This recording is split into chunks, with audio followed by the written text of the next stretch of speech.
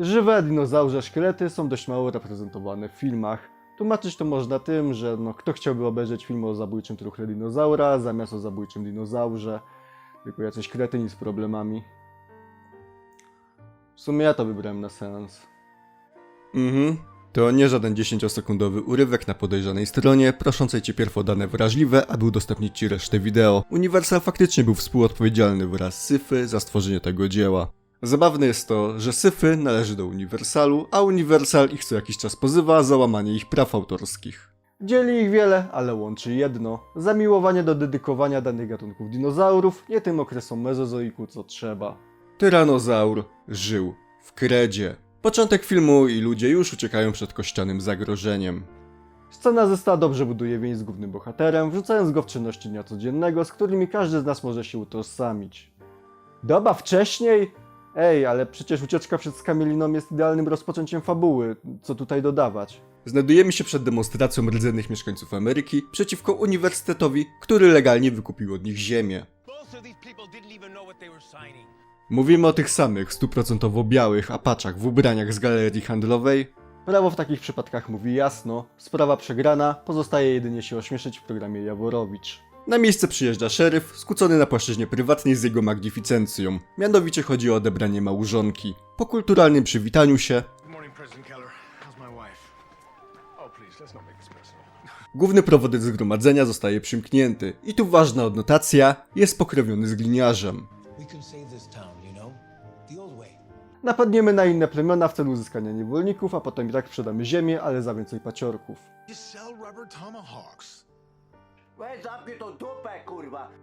Po tym argumencie Dakota wpada w furię i pokazuje, że jeżeli ktoś ma bezcześcić artefakty jego przodków, to tylko on.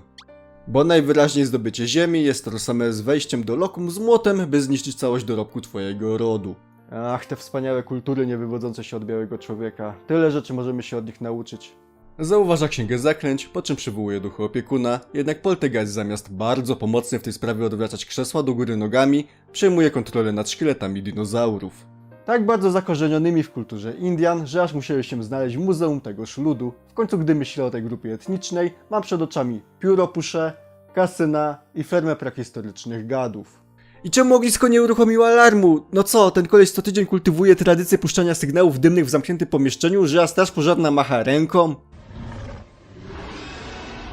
Pomijmy to, że szczątki pozbawione płuc, jak i strun głosowych są w stanie krzyczeć i zajmijmy się innym wątkiem. Córki szeryfa, w tej roli Emilia Clarke, znana z gry o Tron, matka smoków, córka dinozaurów.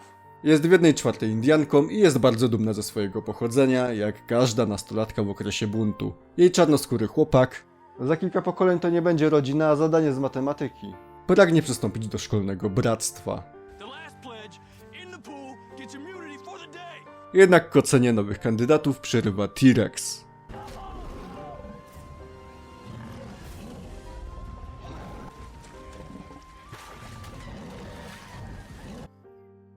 Wszyscy moi rówieśnicy nie żyją, a to znaczy... Wystarczy wejść do basenu i członkostwo wygrane! Nasza para zakochanych odnajduje Dakotę w transie. Teraz ich zadaniem będzie odnaleźć księgę i odprawić następny rytuał, cofający przyzwanie sił nadprzyrodzonych.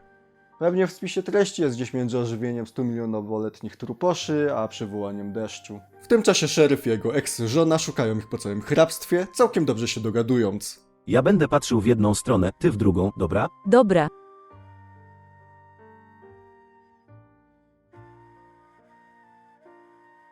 No nie ma. Ani razu nie uświadczymy powodu separacji, jedyną wskazówką jest to, że kobieta teraz sypia ze swoim szefem. Pierw chodziła z policjantem, żeby bezkarnie łamać prawo, a teraz z rektorem uczelni, żeby mieć dostęp do maszyn pozwalających przejąć władzę nad światem. Lożki to Do ekipy dołącza Śmieszek. Widzieliśmy go na strajku z paralizatorami, czy później, gdy odkrył, że wytarzanie się w Chromim Łajnie jest czapką niewidką z perspektywy dinozaurów, pozbawionych i tak zmysłu węchu.